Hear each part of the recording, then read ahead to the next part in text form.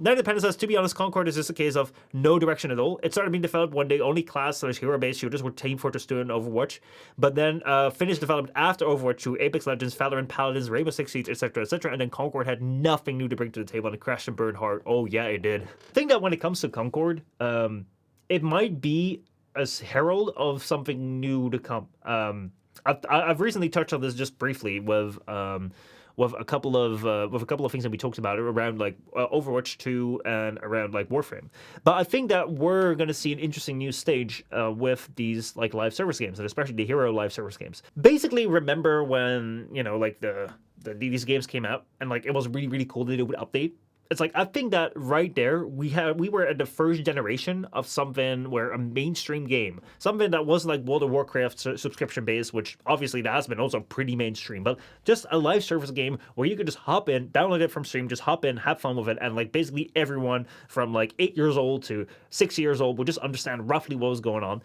I think that we were kind of the first generation of that. Warframe was the first generation of game of that. Overwatch was the first generation game of that. Apex Legends, maybe a first and a half generation, but we're kind of like the PS4 era was kind of the first era that you saw this really live service trend going where, oh, let's focus instead of like making a good campaign and making a good multiplayer that stands on its own. Let us focus on making cinematics around characters, giving them stories, but don't actually give them like the campaign missions because they just need to have background stories. Make a loopable gameplay loop, like something that you can kind of get addicted to, but it's kind of grindy. Put in microtransactions so you can go ahead and skip that loop. Make it online so you can play with your friends, and then make it seasonal. So every single time something new comes out, a new character comes out every so many years or so many weeks. A new like upgrade comes out every so often. Every year we have a new map or we have a new thing, like that type of style. I think that these games were very much in the early upfront of it, and I think that initially it was really really refreshing to see a game like update so quickly and get so many things where you could very quickly catch up to the end of the game. You could get invested into these characters quite easily because they would write these cinematics and write the stories with just enough like fakeness and intrigue around it that you would be captivated by it with the design and everything. And it didn't have to bother making an actual entire thing about it because you don't need that. It's a minimum viable product. That's fine because you're like then you move on to the next one. I think that worked really well because it was free to play. You could easily access it, and it was like it felt like it could always develop, and every single time it was like quite easy to catch up. You could get the next thing and then move on to the next thing, and you were part of this growing thing, and there would always be something new, and it could always be better. I think that we're going to see a turning point at a pretty time in the future. I think within 5 years we're going to see a pretty big turning point with these live service games, especially the hero-based, the character-based shooter games. Or actually more live service games, because as I was saying recently with Overwatch, is like if you have about 60 heroes, right? You're gonna have like you're gonna have 6 heroes. Let's say you have a 6v6, right? Right now it's 5v5, but let's say it's 6v6. You're gonna have like a whole bunch of more combinations than if you have, let's say, 10 heroes. If you have 10 heroes, like if you study half of them, you have a pretty good chance that you're gonna be able to, have at least 1 or 2 or 3 of these 5 show up if you're going to do a 6v6.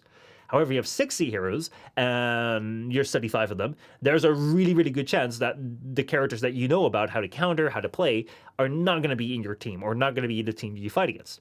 Same thing with what we were talking about with Warframe nowadays. Back then, you just need to figure out, like, where do I get the mods? How do I run mods to, like, how do I run missions? How do I, like, assassination, capture, defense, that sort of stuff, to do this on different planets? Very easy. But now you have so many different forms of, oh, now you play as your Necromech, now you play as your Tenno, now you play as a worm-eating fish, now you play as a Railjack, now you play as an Arcwing, now you play as this or that or that. That adds more layers of complexity to it, which I think at a certain point in time is going to collapse on itself. And why do I think that? Is because, well, first of all, in competitive games, how are you going to balance things when you have so many levers to play around with? It's like if you have 10 levers to play around with, you got to balance them, you can kind of do that. But if you have 60, 100, 120, 200, it's like at a certain point in time, you can't. You literally can't. There is going to be a number in all of these games where having too many options is going to, like, take you down. Now, I think that we're seeing the first signs of this already, because if we go over here, I believe I saw this right here. If you go to Overwatch, the Overwatch website right here, Overwatch 2, I believe Overwatch just introduced something right here in its news, where it said a blast of the past Overwatch Classic. So 8 years ago, Blizzard introduced a new game mode, which is like Overwatch. They introduced a new game, Overwatch. But right now, they're introducing Overwatch Classic, because basically they've been hearing from people that they want to have the 66 experience back. So what they're doing right now, the Classic event will run for a certain point in time, and you can play the 2017 meta, basically, where you can only play with the 2017 heroes in the way that they were balanced back then. You can't play with, the current heroes that were released after that. It's just like a snapshot in time. You can play with these heroes right here that you can see, also in their original roles, not the roles that they added and changed around later. Because that's something that people understand. And you can see right now that there is such a demand for this that they're trying this out. They're trying this out as a time-limited event, but probably people will enjoy going back to patch 1.0, and maybe this will come around more and more. Just in the same way that back in the day you had Apex introduced modes that were not Battle Royale, only for a brief period in time, and now they're permanent. So I think that we're going to see a breaking point where at a certain point in time, the size becomes so much that either there are going to be so many heroes that they don't really stand out anymore and they're kind of forgettable, or they become so big that it's really hard to balance, especially in PvP games, and it kind of breaks on itself. Or in PvE games, there's going to be so many systems that it's so hard to catch up, or that's so hard for new players to even understand what's going on, that they're just like, man, I'm going to have to invest 5,000 hours to catch up with this game and even begin to completely understand what's going on. Yeah, I'm not going to do that. I'm going to jump in this new game. And old players will going to be in the boat of growing up, where their time becomes more valuable and they can't invest the time and effort needed to complete the game. And what you're going to see is the moment a game kind of starts to fall down, the moment the game becomes less interesting, because games that become less popular will also become less popular because no one wants to be on the same ship.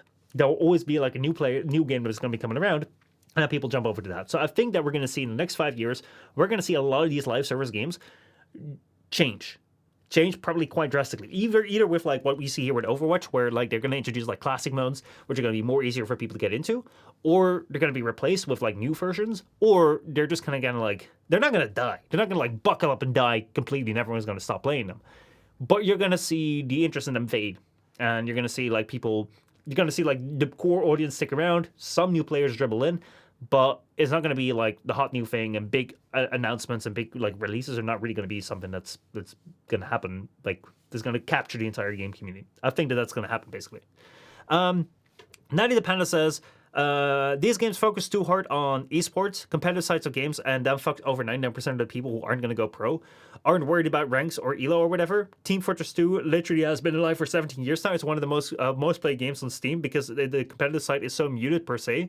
It's not the focus of the game. I think that you bring up a good point that the competitive side can definitely play around with the game itself and to kind of fuck around with it. For example, right now in Warframe, we looked at the Sinistar, because that used to be a top weapon, but now they've taken that away as being the top weapon.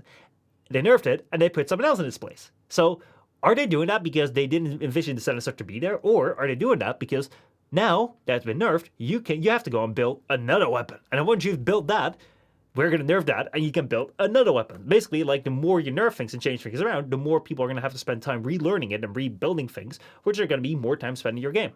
And I feel that's more so, or maybe equally so, on the balancing side than as actually getting a good balance in the game. I really miss the days when you just had Call of Duty release a game and they had guns that were balanced on day one, and that was it. It's you had the ray gun that was overpowered.